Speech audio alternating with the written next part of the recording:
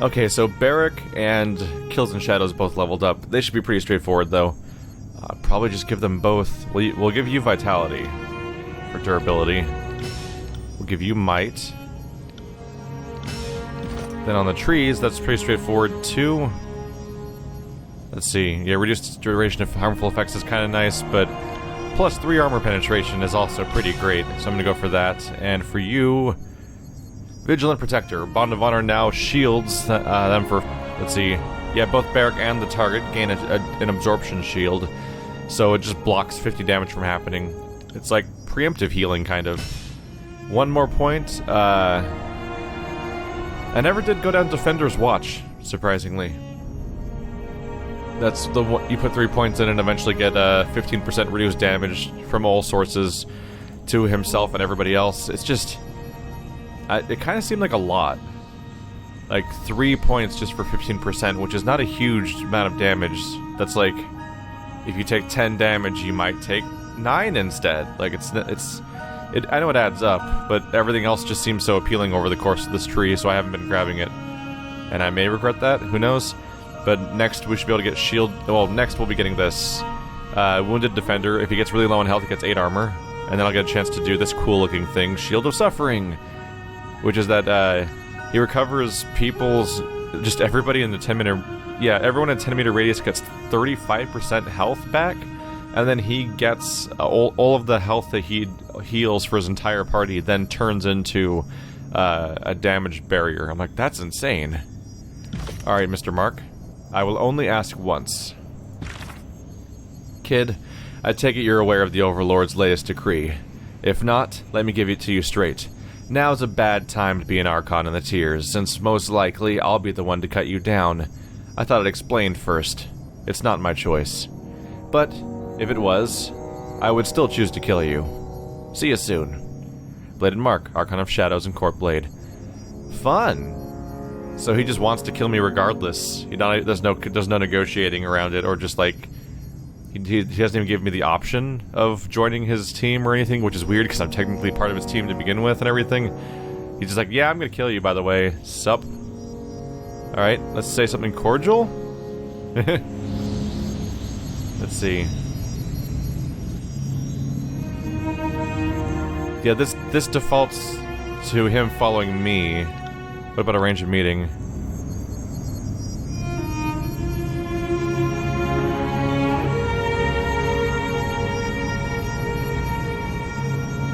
I can ask to meet him in person, face to face, instead of yeah, I'm stuck in the territory again of not having the options that I want. I can't try to work together, or can't pledge myself to tune on, as far as I can tell, which is what I want, which is frustrating. My options are challenge him face to face, be patronizingly cordial, or probably taunt him. I'm sorry, who are you again? The creepy guy? Yeah, that's not really the approach I take.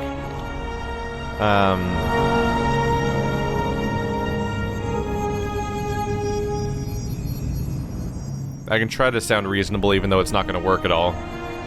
My dearest Mark, I must sincerely thank you for the forward warning. Please know that I have indeed taken your word to heart, and as such return with the following in reply. Certainly, I would not expect you to follow me without first testing my mettle.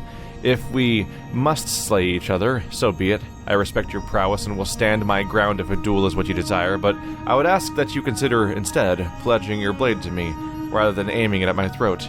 Does Kairos' decree insist that we kill each other, or merely that one should best the other? Warm regards, Guy Lovebridge. Yeah, that'll go great. He'll love that. He'll be so happy to hear that message. Okay. So everyone's leveled up again. The whole missive system is weirdly underutilized, isn't it?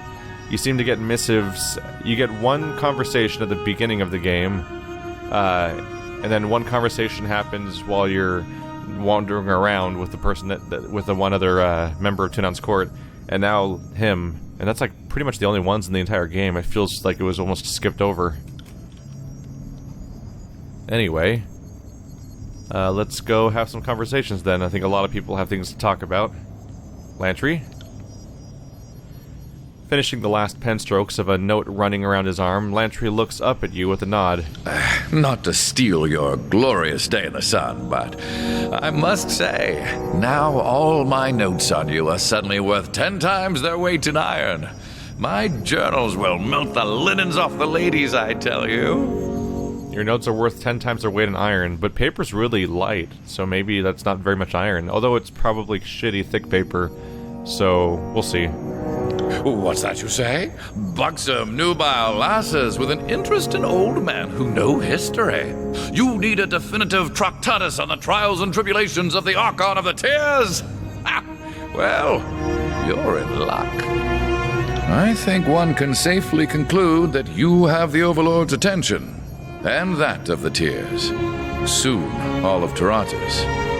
You realize, I trust, I hope, that nobody other than Kairos has ever cast an edict until you.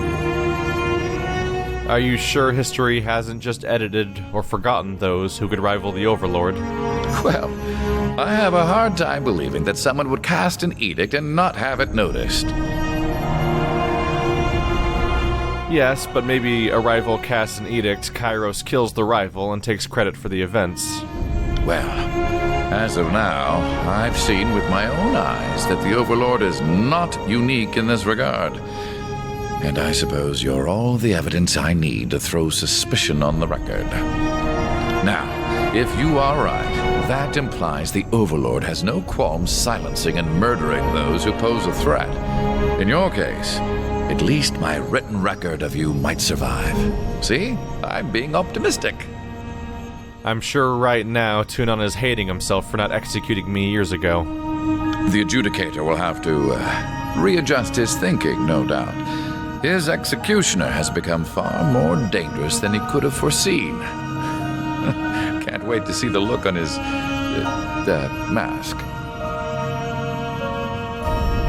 Happen to know when Kairos first cast an edict? Good question.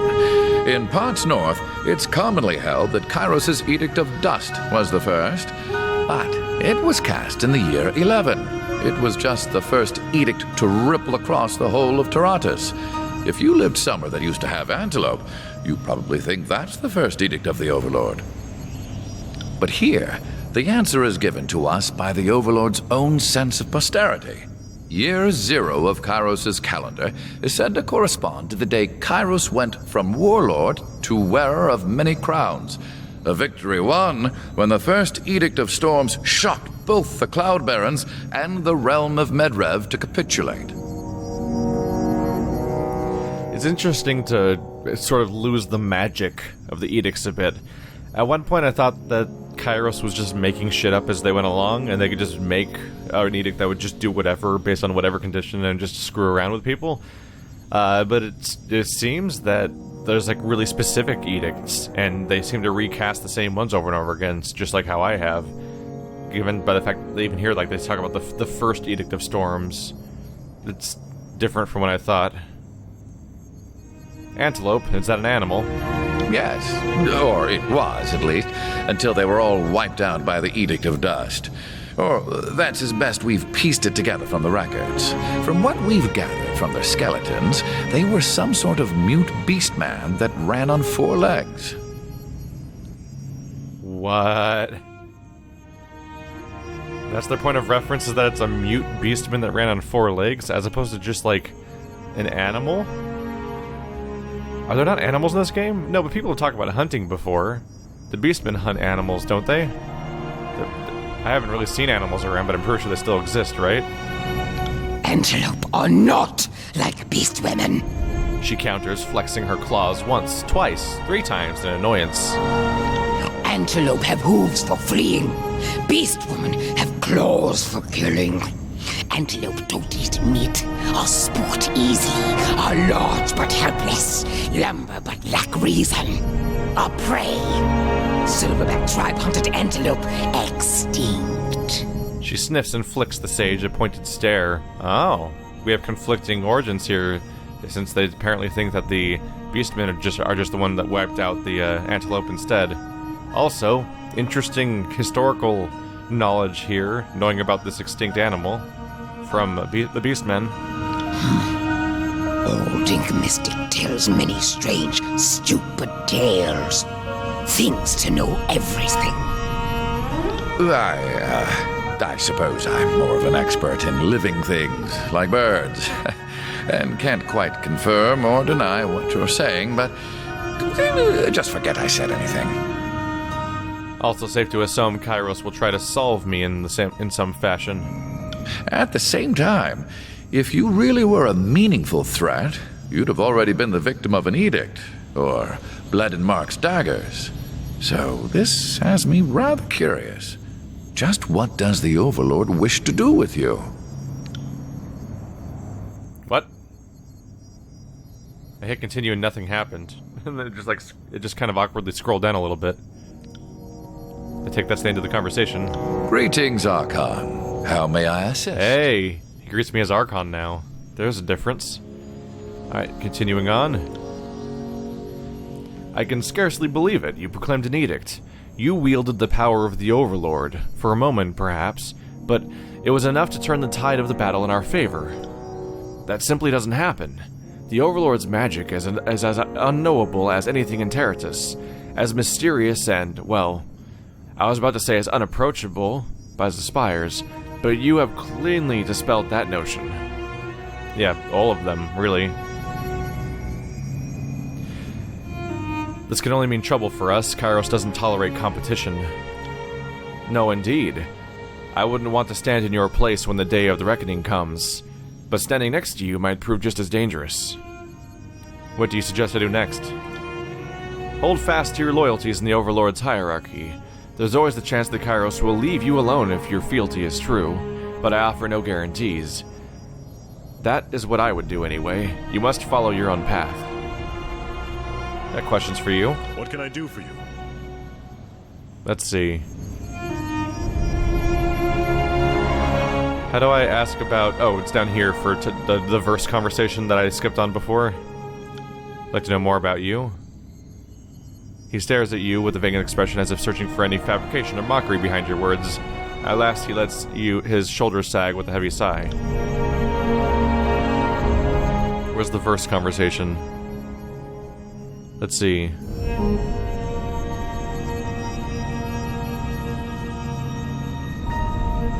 I can ask about the Northern Empire? Is that how I get the verse? Because this is a conversation we've had before.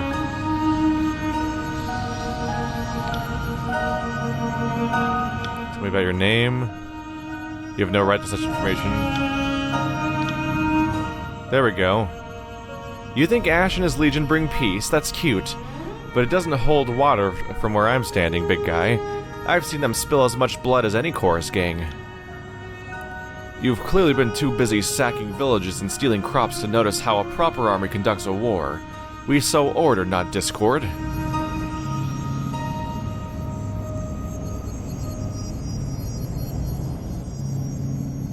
I mean, they're both right, and they're both bullshit at the same time, really.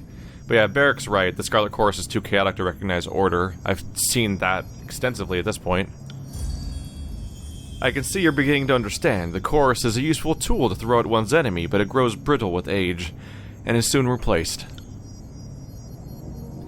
The disfavored needed recruits in anticipation of the march south. They offered to care for my mother and brother as long as I stayed with the Legion, which is a better guarantee than you'll find anywhere else. I was an elite fighter as far as most were concerned, though still green by disfavored standards. Luckily for everyone, my skills improved under the Iron Marshal's rigorous training.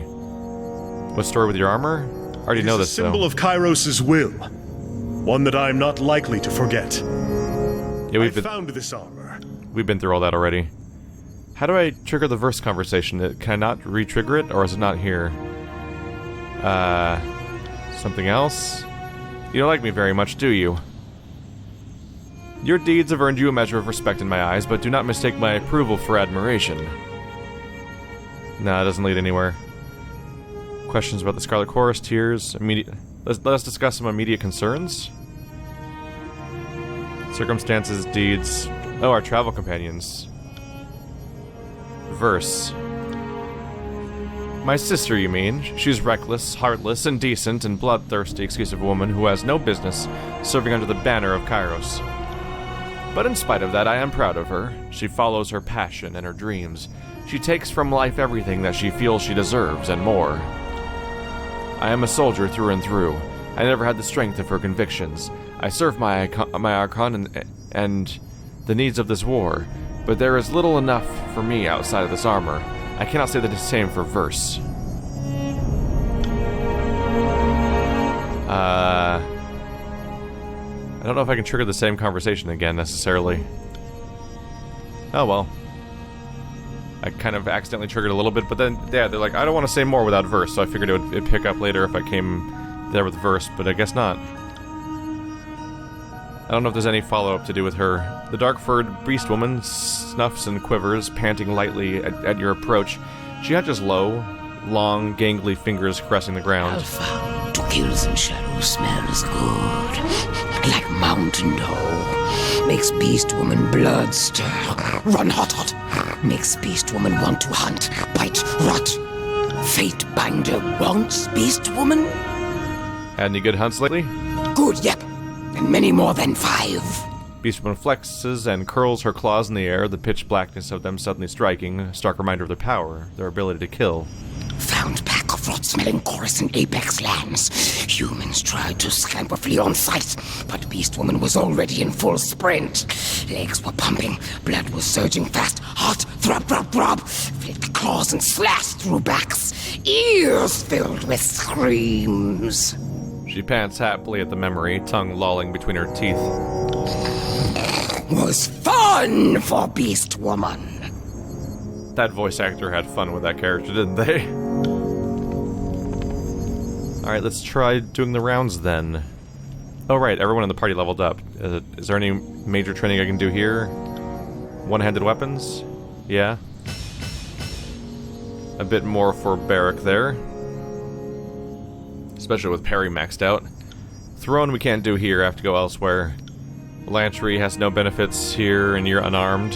So I'll have to find other trainers before I head out, but I should have access to them all now. Siren? Well, if it isn't the savior of the tears, what are you gonna ask me to do now? Siren pushes her lips and exhales dismissively. What do you need? I can add her to the party and that's it. There's a Siren Loyalty 2 thing I still can't do also. So she doesn't have any contextual dialogue. Because that's what I'm checking for mostly right now, is just seeing that characters' responses to what just happened. Ebb? Hail, mighty Archon. Ebb salutes you with a nod, pounding her staff to the ground as she stands in attention. Your newfound power runs in the face of what I thought I knew. All my life I've been told Kairos alone can issue an edict. And yet, here you are, proclaiming mastery of the lands just like the Overlord.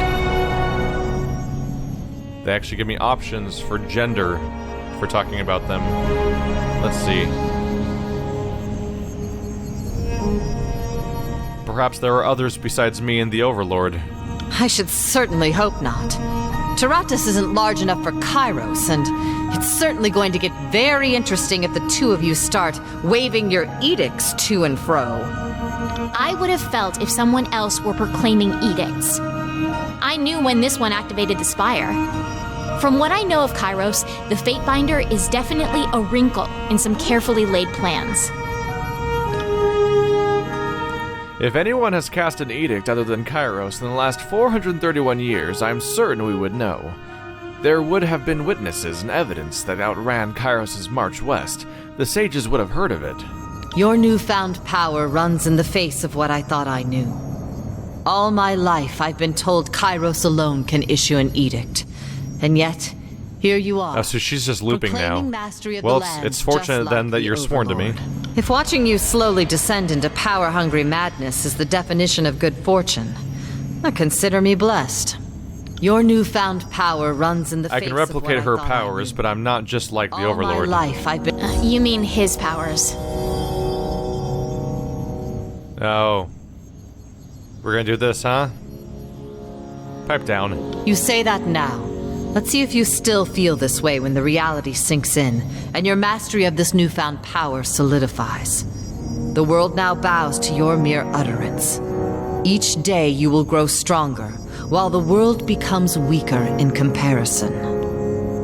Now we're just arguing about genders. I was wondering when a character was going to actually do that.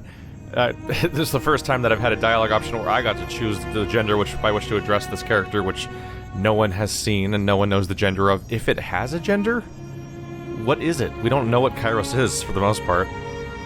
Put another way, if I could do what you do, the world would be at the mercy of my depravity. Cursing the name of Ebb, Archon of Fecund Fluids. Let's hope your moral sextant isn't as crooked as my own. Were you gonna make the world into poop? Is that what you're talking about? Your newfound power runs Okay, in enough the face about me of for what the I moment. thought. What is it you need? That's too bad that line of dialogue repeats every single time it goes back to that root menu. That seems like something that could have been fixed. We should discuss matters at hand. Kairos has forced our hand. If we do not hunt down the other Archons, they'll come for us. And yes, I said other Archons. Your power now sets you apart from the common mortal. From the common threat. Well, I've got one Archon in my service. That's interesting. So now that means that if I visit Tunon, who may want to kill me, that's 4 Archons in a room together in a 2 versus 2, basically. So is the trial off now? Because I was really looking forward to the trial. Is that just gone now? I didn't do any actions with the intent of destroying the trial, but it seems like it's gone. I think the quest is gone. Shit. I want it to happen. Suggestions? The Voices of Nerat seems the most pressing problem. He's fond of you, and while that speaks poorly of you, or perhaps highly of your rapport with depravity, it means we could maybe find some way to force him to capitulate. And by force, I mean trick. I think we both know the Voices of Nerat is nothing if not ambitious. He will be trying to get you to bow to him. That's why we stab him in the face until he stops moving. Yay! I hope you have something clever in mind, because his lust for power is just too great. He won't surrender until we beat the personalities out of that grinning faces. Oh. The subtitle didn't quite match with what she said. Let's return to our travels. I bet the voice actor threw that in at the last minute. They're like, oh yeah, faces makes a little bit more sense, and they said it in an awkward way because it's kind of funny if you do it that way. But then they might have made a note to edit that into the subtitles. Then they didn't. Verse was pleased with your feisty, chaotic inclinations, but appalled by your orderly, honorable ways. There's been a few waves of things happening around here. It's amazing how tied the Tunon things are. There's so much favor and disfavor simultaneously. Graven Ash is pissed. Voices of Nerat's also pretty pissed. Blade and Mark doesn't generally give a shit, as it turns out. But let's check the quest really quick. I think it's just gone. Final Judgment. Pursuit of Cairn, Fangs and Fury. On the Hunt. Symphony of the Forge. Trial of the Archons. Nope, Tunon has supported you, summoned you to the court. The time will soon come to present your case against one of the Why one? Why not both? There's a lot of evidence, right? Yeah, Garrick, the Forgeman. This is against Graven Ash. Garrick sought knowledge of the Old Walls, and the garrison let him do it. Disfavored wanted to access the Twin Rivers Old Walls. Graven Ash was acting on a deep-seated animosity against the Voices of Nerat during and before the conquest. Disfavored soldiers encroached on a Scarlet Chorus operation in the Stone Sea, legally claimed by Nerat. And the Earthshakers wanted to use Cairn to blight the region, starve the Scarlet Chorus soldiers. Meanwhile, for Voices of Nerat, he wanted the Forge-bound Master taken from Tunon's care and sent to him. Unleashed Archon Siren to enthrall disfavored soldiers. Used Harkon Bronze to funnel weapons to the Vendrian Guard. They sought the forbidden knowledge of the Silent Archive. And they put soldiers against each other. I would love to get Voices of Nerat removed as a betrayal, so I'd probably go after him specifically just because I don't like him. And partly because of the Silent Archive pissing me off. But it'll be really awkward if I do that kind of thing, if I go in like that in the context of like me sitting there holding onto the Silent Archive myself in my possession. That makes it a little weird. Are you trying to piss off everyone? Or did you just do this for fun? I'm not judging either way, I'm just curious. Casting an edict on Vendrian's well is a good way to shine a beacon on yourself or pay a target. Verse crosses her arms and smiles. I saved your skin, didn't I? Sure did, for now. Like I said, I'm not trying to prod you or suggest you made the wrong call. As someone who likes to stay discreet until she has the opening to strike a killing blow, I find your little public gesture of dominance, well, quaint. Charming, in a dumb way. Well, there goes that. At your service, Fatebinder. Verse bows with an added flourish. What do you need? Can I ask about... Let's see. Can I ask about Barrack? Maybe not? What do you think of those who defy Kairos' authority? Tearsmen can either fight or submit to Kairos' peace, and only one of those options captures my interest. I suppose I appreciate when they go down fighting. If they did otherwise, I would need to find another excuse to flay them. They need to understand, whether we unify the Tears under a shared banner, or at the bottom of a mass grave makes little difference to you, me, or Kairos.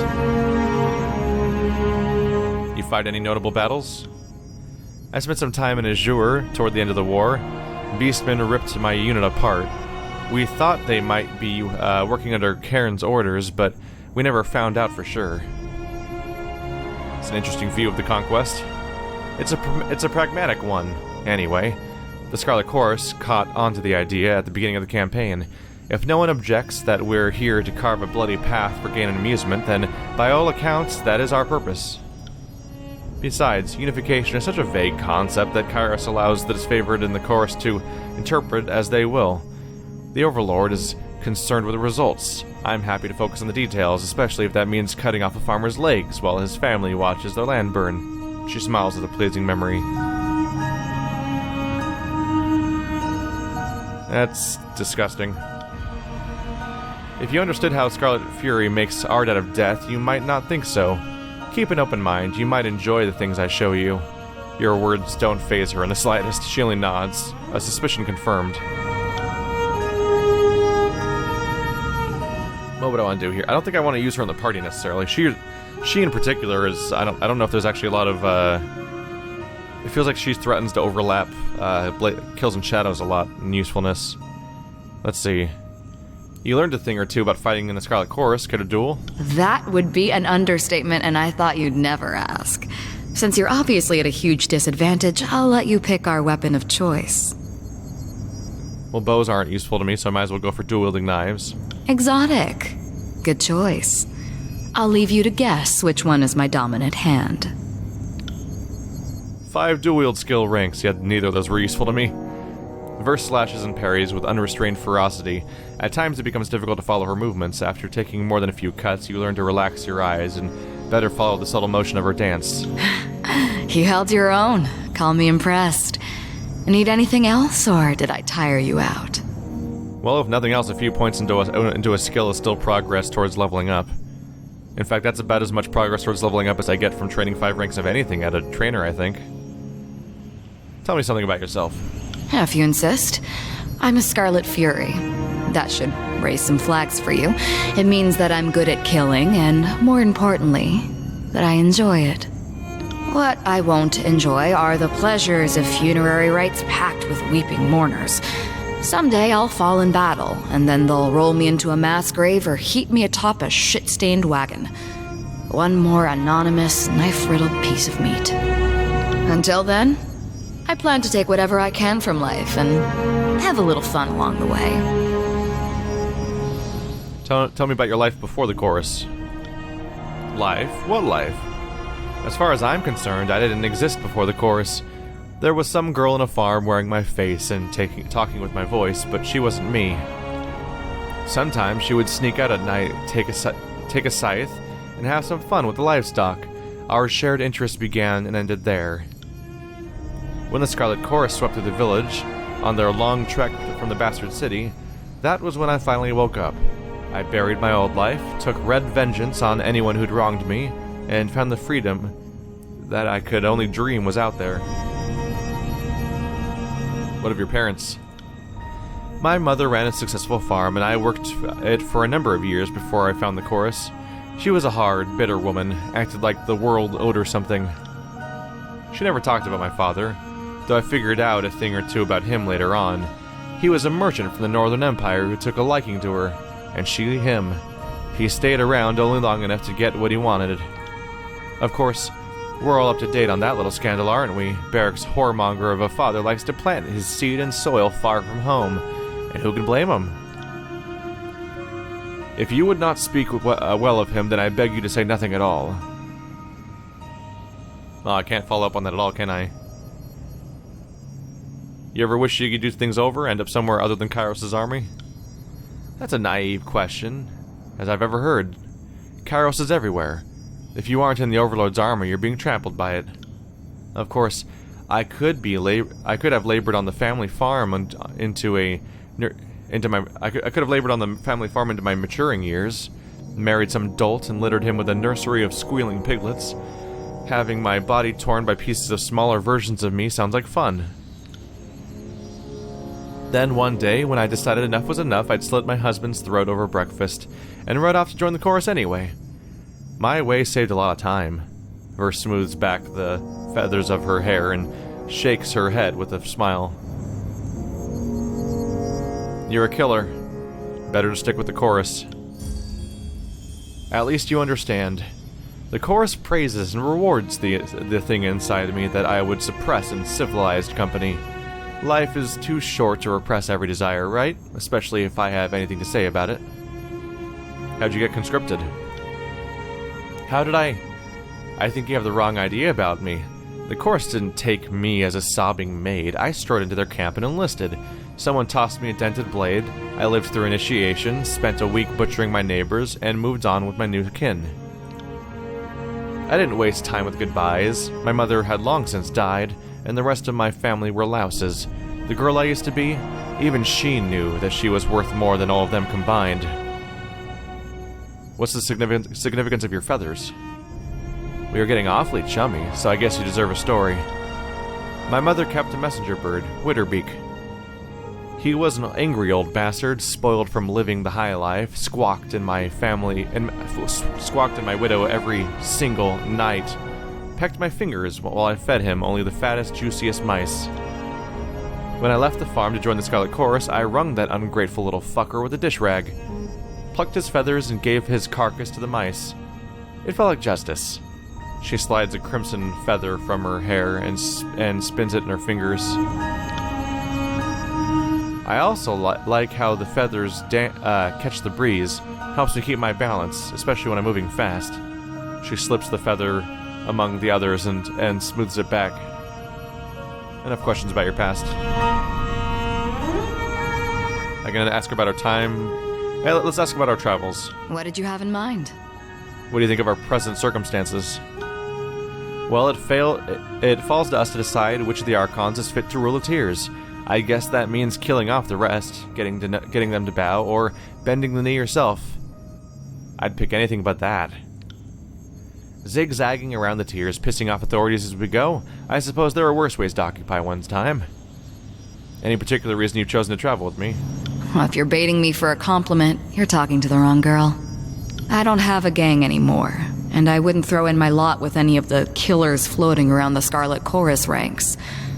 The fact of the matter is you're doing important work, even if you stumble and flail along the way. Besides, once this Civil War business is taken care of, I figure anyone who follows in your shadow is due for some deserving reward. Though maybe some are more deserving than others. She sniffs. You've satisfied your curiosity, so let me satisfy mine. Why are you keeping a little scrap of a thing like me around? You can try to crush on her, or you can just say that I consider us friends. Not really, no. Actually, I barely interacted with her, so no. You're a hardened killer, that's reason enough. I wonder what makes you so sure I won't cut your throat some evening just to hear you gurgle. It's taking a risk when you travel with someone like me. I suppose time will tell. She flashes you a pleasant smile. I feel like kills in shadow is enough deterrent for her to not do that. What do you think of our travel companions? Lantry? I've been meaning to ask you about him. Lantry is talkative, reads when he isn't writing, and brings as much to the battlefield as a sick bird. Have you seen how good he is at healing?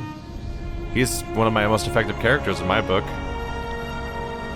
The warriors at your side shouldn't suffer from Elder's ache in their sword arm. You would be better served by putting him out of his misery. I like Lantry. I consider him a friend. Oh, pardon the fuck out of me, Fatebinder. If I had known we were out to make friends, I would have brought my tea set and some stalwart hardcakes. I don't trust Lantry, and he's going to get us killed. If I see him twitch, I might just be make the first move myself. Yep. Congrats on being you, Verse. Great. How about Barrack? Obviously. You mean my stinking brother in the iron suit? Her nose wrinkles with disgust. He's, well, I'll give him some due credit. He's more complicated than he looks. He's still an intolerant, unapologetic bastard, but that's more his business than mine. Kills in shadow? I've been watching her fight. She's fierce in a way that Scarlet Chorus could use to our advantage. We've tried to conscript beastmen in the past, but the results have been less than successful. In truth, the results have been ugly. It's tough to capture something that a net won't hold. As often as not, we either have to talk her kind into conscripting or murder enough of them that only the weak are left. Ebb? It's easy to respect someone who brings that much passion to a battle. Even so, when she gets to talking about pushing Kairos out of the tears, she makes me want to carve my opinions into that makes me want to carve my opinions on the matter across her back. Siren? Take this in the spirit in which it's intended. If I had her kind of power at that age, the last thing I would do is take orders from you. You may think you're leading her around, but it might be the opposite. Would any of us even know the difference? All I know is that she scares Kairos. That pretty much says it all. It is, yeah, it's noteworthy. I let her into the crew, and she's known for controlling people's minds. Admittedly, that hasn't really come up for a while. Go ahead, Fatebinder. Let's just finish this off. I think she's the last character. Yeah, because the moment I got Ebb, I talked to them a lot. I could double check to see if there's some new dialogue unlocked over time from changing opinions of me and stuff like that, but Verse is like the one character I haven't properly sat down and talked with, which is kind of a mandatory thing to do in these kinds of games sooner or later, or you're just kind of missing out on the personalities of your own characters. Tell me about your time with the Scarlet Chorus. The Scarlet Chorus is mostly for madmen and peasants with rusty daggers, but it's also a little niche of freedom that I never had. Once I survived training and met my Scarlet Fury sisters, I saw a different side of the howling mob. Tell me about your training. For new recruits shoved to the front lines, training means surviving the first battle. Anything beyond that is for the fighters who show potential, whether as blade dancers or arcane madmen. There's nothing in the world like getting put through the paces as a Scarlet Fury. Every day is a test of your commitment and passion. Failure means death. The first few weeks were the hardest, but also the most rewarding. I earned my name, picked up some quality weapons, and met my sisters. Tell me about the Scarlet Furies. The elite fighters of the Scarlet Chorus. Your typical Horde recruit fights with a rusty spoon and a chip on his shoulder, but the Scarlet Furies are, well, different. We focus our madness. We coordinate, we kill, we dance. It's like art. Imagine a sculpture that twisted in weird, beautiful angles, and then gutted you too fast for you to realize what was happening. Do you even hear yourself when you talk? Oh, fuck you then. I'm not here to dazzle you with my use of metaphor. When it comes to the Scarlet Chorus, you either get it, or you don't. So you earned your name. If you think a simple farmer from the Tiers would name her child Verse, I suggest you visit my old village. Most of them were walking around with surnames like Barrel or Fish. Not the most creative bunch. She smirks and shakes her head. The Chorus takes your name away. Whoever you were before, you aren't that person anymore. Then you earn back a name through great deeds, usually murderous ones. That's why you see acquiremen walking around with names like Shrink Mouse or Face First. There's probably a good reason for that. The voices in Arad gave me this name. When the Scarlet Chorus runs howling into battle, he doesn't hear a war, he hears a symphony. And when I fight with blade or bow, he told me that my music stands out louder than anyone else's, and contains too many parts to be easily defined. When you least suspect it, the Archon of Secrets can be downright charming. What's your real name? That question isn't worthy of either of us, but I'll entertain it out of pity. You already know me by my real name. It's Verse. Are you looking for whatever arbitrary collection of letters and sounds my mother thought was appropriate when she didn't even know me? Well, then you're out of luck. I buried that name long ago. Long by my standards, anyway. Tell me about your weapon skills. When I was just a kid, it didn't take me long to realize that I was a natural. I could pick up a rusty kitchen knife and skewer a rat from across the room. The Scarlet Chorus gave me opportunities to further educate myself. My sisters were always a bit surprising by how quickly I took to different fighting styles.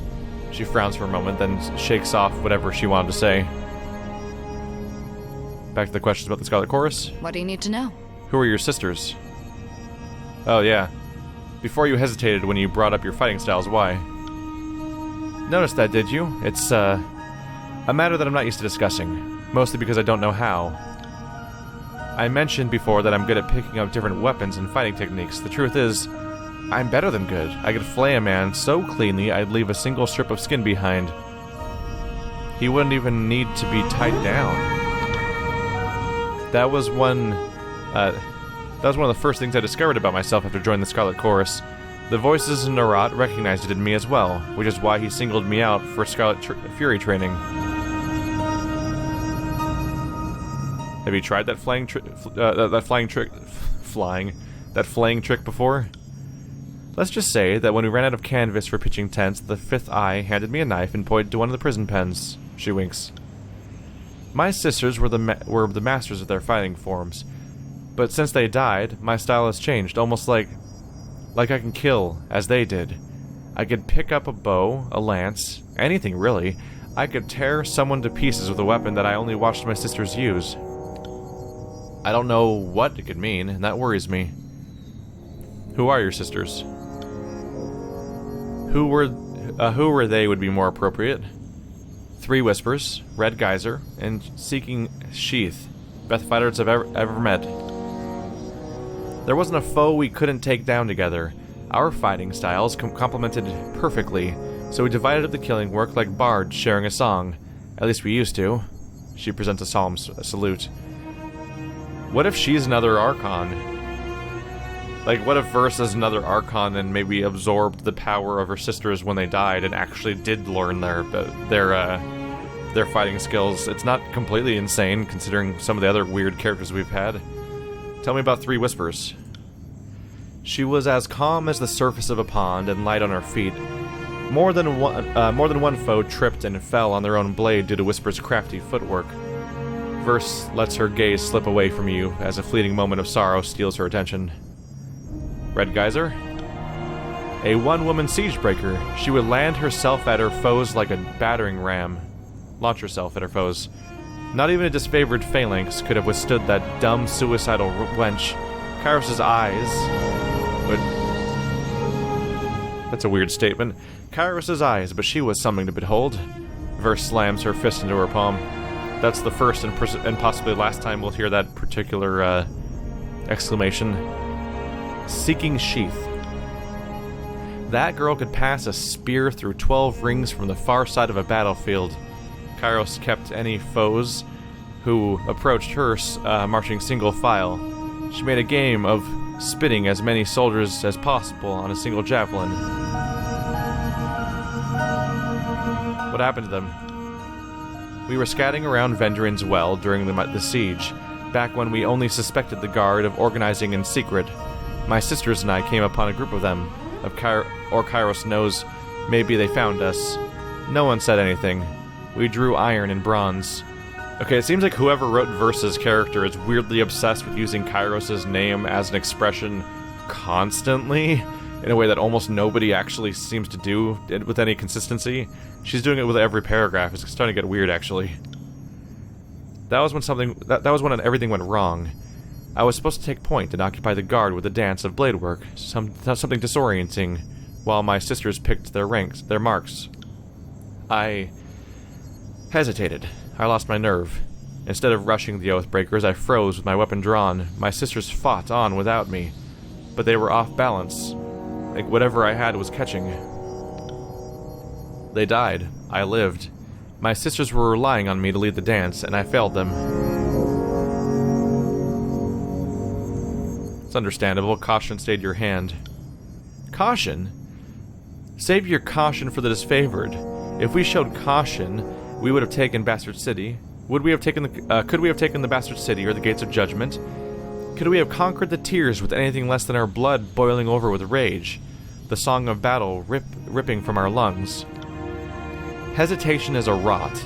It's unbecoming of any chorus member, and unheard of in Scarlet Fury. I would cut it from my body and cauterize the wound if only I knew its source. She grimaces once more and turns inward, contemplating. Any thoughts on the topic? Or are we just here to open old wounds? Do you think you hesitated because of your connection with Barrack? She looks away from you, focusing on a point in the distance. You can see that she's chewing the inside of her cheek in thought. Yeah, it's a tough thing to imagine, but I think that what Barrack and I share goes deeper than blood. He's in my head somewhere, and I'm in his. If what you say is true, our connection was active before we even met. She lets out a hard breath and shakes her head in amazement. You sure have a knack of getting to the bottom of people, Fatebinder. Be careful with that. We can keep asking about the sisters? Nope. What do you need to know? Who are the Scarlet Chorus leaders? I already know, but that's the last thing to check, I guess. You already met the voices in Arad and apparently thought enough of him to put your trust in the Scarlet Chorus. The rest are all offshoots of the voices, like Fifth Eye. Once you get down to the rank and file, the Scarlet Chorus organize around a motley bunch of gang bosses who call the shots. What you want to know? What makes the voices so powerful? He's the Archon of Secrets, and he didn't earn that title lightly. People say that he knows more than every sage in the tiers combined, and that he can think 1,000 steps ahead of the other Archons. It would be putting it lightly to say he's never alone under that disproving helmet of his. If you make secrets your business, I guess having people constantly whisper in your ear is a good thing. I usually want people to shut up, but to each their own. I don't know if we need to interrogate about all the voices and everyone. I think we've learned enough about the Scarlet Chorus, and we've exhausted the personal details we could follow. So at this point, I think we're good to leave. I don't see much else to do here. Let's see, can I issue edicts? The Stone Sea. Lethian's Crossing. There's the Edict of Storms, it's still active, so you can't do much about that. Bastard City? Nope. The Bastard City doesn't have a tower, and we haven't been there yet, I don't think we can. And yeah, right now I don't have a lot of reason to. Whoa, Verse loyalty is way up there. You gave Verse new insight into the situation that led to the death of her sisters, an issue that has been plaguing her conscience. Wow. Just like that, 5 loyalty. That's a huge spike immediately.